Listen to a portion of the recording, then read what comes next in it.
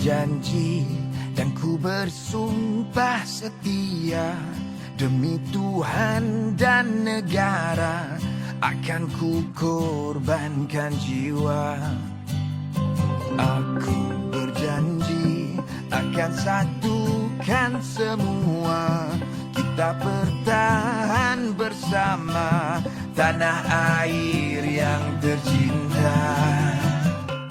Kita dengan bekerjasama Petronas NKVI Damansara telah mengedarkan sebanyak 200 bendera magnet jalur gemilang kepada pengguna stesen minyak Petronas. Kerjasama Kementerian Komunikasi melalui Jabatan Penangani Selangor dan juga Petronas sebagai JLC memantapkan lagi usaha penyebaran dan usaha menguar-uarkan semangat dan rasa cinta kita terhadap Hari Kebangsaan Hari Malaysia.